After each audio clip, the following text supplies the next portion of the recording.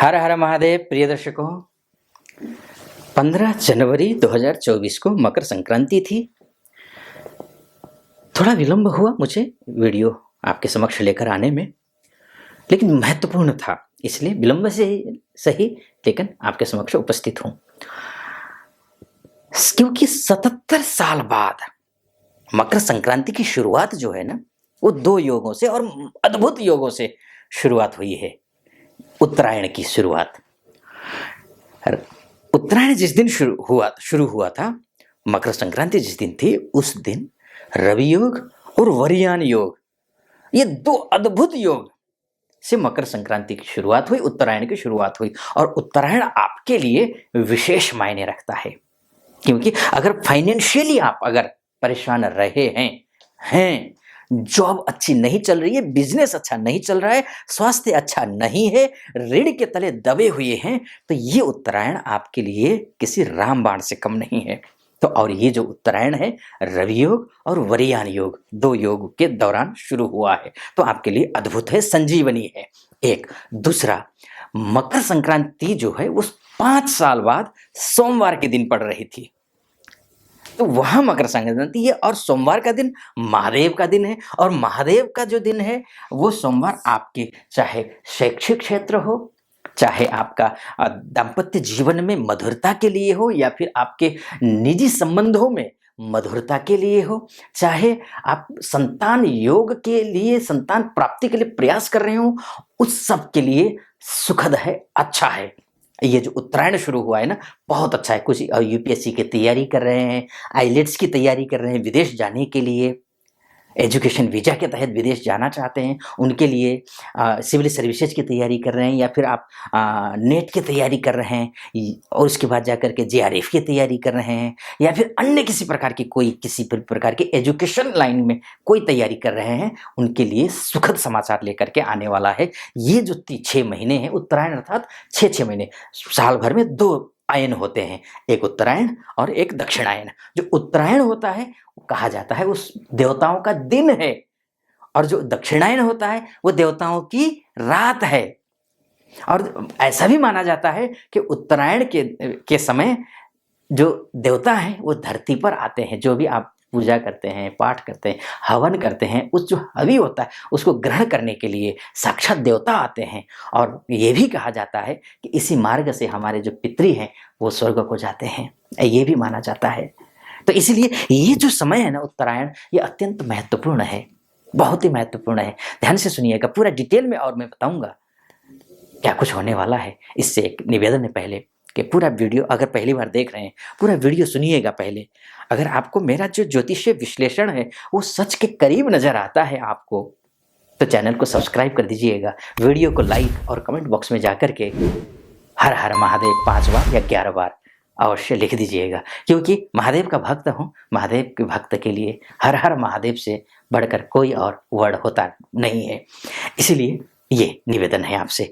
एक बात और मैं कहना चाहूंगा, जो सूर्य उत्तरायण जो शुरू हुआ है ना, संक्रांति शुरू हुई है, उत्तरायण जो शुरू हुआ है ना, उसके एक दिन पहले विनायक चतुर्थी थी।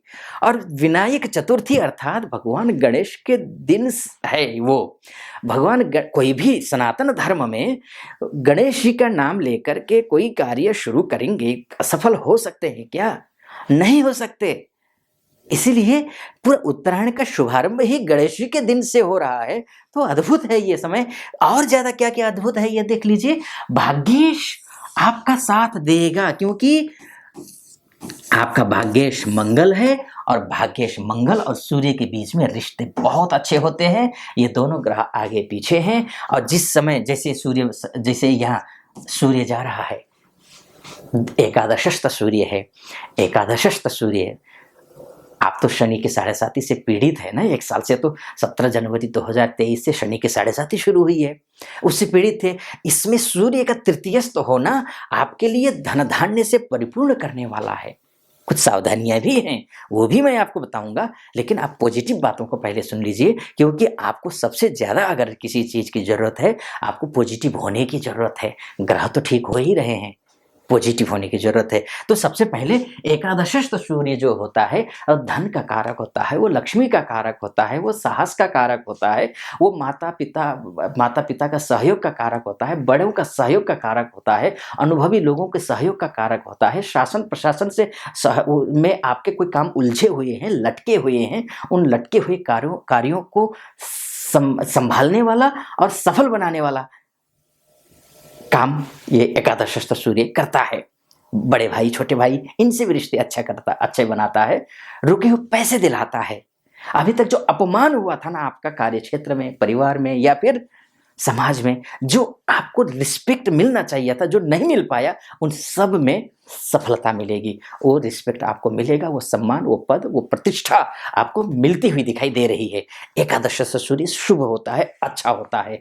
अभी तक जो लोन ले रखा था ना आपने, बहुत सारा लोन ले रखा था जिसको अब उतारना मुश्किल हो रहा था, आप रात की नींद आपकी खत्म हो चुकी है। आप यही सोच सोच के रात में सोते हैं, जगते हैं, काफी रात तक 2-2 3-3 बजे तक आप ये सोच कर जगते हैं कि काश ये एक बार बस लोन खत्म हो जाए, गंगा नहा लूंगा। ये जो आपकी भावना है, ये कहीं ना कहीं, ये तो मैं नहीं कहूँगा कि एकदम से सब कुछ लोन कल सुबह उठेंगे और सब लोन खत्म, ऐसा तो मैं नहीं बोलूँगा, लेकिन ये जरूर मैं आपको बोलूँगा कि एक प्लेटफॉर्म मिल जाएगा आपको। जो प्लेटफॉर्म नहीं मिल पा रहा था ना कि लोन उतारे कैसे, इसके लिए आपको रास्ता मिलता हुआ दिखाई दे रहा है, क्योंकि सूर्य वहाँ है और उसके साथ 5 फरवरी को मंगल भी यहाँ पहुंच जाएगा। और जैसे मंगल भी एकादशस्थ मंगल भी शुभ होता है। कमाल की बात तो ये है कि आपका जो मंगल है एकादशस्थ मंगल उच्च का भी है, कुछ सावधानियां जरूरी हैं। सूर्य वहाँ, मंगल वहाँ, यानी कि अति प्रचंड। मंगल भी अभी अस्त था, 16 जनवरी तक अस्त था और 16 जनवरी से लेकर के ये उदित हुआ है। जैसे ही उदित हुआ उसके 6 दिन बाद तुरंत जो है वो उच्च का हो रहा है। उसके उदित होने के, माफ कीजिए, जैसे ही उच्च का होगा, उच्च होने के 6 दिन बाद शनि अस्त हो रहा है। लेकिन शनि अस्त होने का दुष्प्रभाव आप पर उतना नहीं पड़ने वाला है। वो इसलिए नहीं पड़ने वाला है क्योंकि ऋण, रोग आदि इत्यादि के लिए सूर्य निर्भर करता है। सूर्य जो है एकादश शुभ होता है। शनि अस्त होने का जो दुष्प्रभाव है वो भी सूर्य अपने ऊपर ले लेगा और सूर्य शुभता दे देगा, मंगल शुभता दे देगा, शुभ करेगा, अच्छा करता हुआ दिखाई दे रहा है। ये स्थिति अच्छी दिखाई दे रही है। मंगल का उच्च का होना, जैसे मैंने आपसे कहा, मैं कह रहा था कि ये सूर्य मंगल जब इकट्ठे होते हैं व्यक्ति को ओवर कॉन्फिडेंट बना देते हैं। ये भी ध्यान रखिए। अनाप शनाप पैसा तो मैं नहीं बोलूंगा, लेकिन खूब पैसा आएगा अगर आपने काम को प्लानिंग से किया, सूचीबद्ध तरीके से आपने किया। बस सुबह उठे बिना योजना के आप चल दिए, घर से निकल गए, वो नहीं। अगर आपने प्लानिंग के साथ में कार्य को अंजाम दिया, कार्य को संपन्न किया, सफलता मैं कहूंगा सुनिश्चित है। लेकिन उसमें ओवर कॉन्फिडेंट हो सकते हैं जिसकी वजह से आप पैसे का नुकसान कर सकते हैं। पैसे का नुकसान नहीं करना है। लड़ाई झगड़े, सहयोग लोगों का मिलेगा, बड़ों का, बुजुर्गों का, बड़े भाई का, छोटे भाई का, इष्ट मित्रों का सहयोग जो अभी तक नहीं मिल रहा था वो सहयोग अब मिलेगा। लेकिन होगा क्या? होगा ये, आप अपनी वाणी से, अपने व्यवहार से उनको दूर कर सकते हैं। वो मत करना, वो निवेदन है। उसके लिए क्या करना है? हनुमान जी की पूजा करनी है, सूर्य को अर्घ्य देना है, ये जरूर करना है। ये बात ज़्यादा मैं डिटेल में नहीं जाऊंगा। बिजनेसमैन के लिए भी ठीक है, नौकरी पेशा वालों के लिए भी ठीक है। भाग्य आपका साथ दे रहा है। दाम्पत्य जीवन में कोई कोर्ट कचहरी का मामला फंसा हुआ हो या फिर मनमुटाव चल रहा हो, दाम्पत्य जीवन में विवाह नहीं हो पा रहा हो, इन सब के लिए समय शुभ है, अच्छा है, निश्चिंत रहिए। फिलहाल इस वीडियो को मैं ज़्यादा लंबा नहीं करता हूं, लेकिन एक बात जरूर कहूंगा, ये मोटा मोटी तौर पर है। शनि की ढैया भी आपके ऊपर चल रही है और आपकी लग्न कुंडली में मानकर चलिए मंगल अस्त हो, सूर्य नीच का हो, दृग्बल, काल बल, चेष्टा बल, इन सब में जो है मंगल कमजोर हो, सूर्य कमजोर हो, या फिर दशांश में कमजोर हो, त्रिशांश में कमजोर हो, चतुर्थांश में कमजोर हो, तो ऐसी स्थिति में जो मैं फलादेश कर रहा हूं ना वो आप पर सटीक नहीं बैठेगा। अन्यथा अगर ठीक ठाक स्थिति में आपका भाग्येश है, सूर्य मंगल हैं, तो जो मैं फलादेश कर रहा हूं वो 100% आप पर सटीक बैठेगा। क्योंकि भाग्येश का उच्च का होना असंभव है कि असफल हो आप, लेकिन असफल हो रहे हैं। और कई बार होता क्या है कि कई महीनों से आप और आचार्यों को भी फॉलो कर रहे होते हैं। आचार्य जी कहते हैं कि अच्छा समय आ रहा है, लेकिन होता नहीं है, तो इसका मतलब कहीं बड़ी कमी है। तो अगर आप डिटेल में कुंडली दिखाना चाहते हैं कि वाकई में क्या कमी है कुंडली में, क्या बड़ी गलती है, क्या बड़ी बीमारी है कि ऐसी कि संभल ही नहीं पा रहा है हालात, तो ऐसे में नीचे नंबर होगा, उस नंबर पे कॉल कर लीजिए और हमारे प्रतिनिधि से बात कीजिए। कैसा लगा आपको वीडियो? अच्छा लगा हो तो चैनल को सब्सक्राइब कर दीजिएगा, वीडियो को लाइक और कमेंट बॉक्स में जा करके हर हर महादेव 5 बार या 11 बार अवश्य लिख दीजिएगा। फिलहाल अनुमति दीजिए। ओम नमः शिवाय। हर हर महादेव।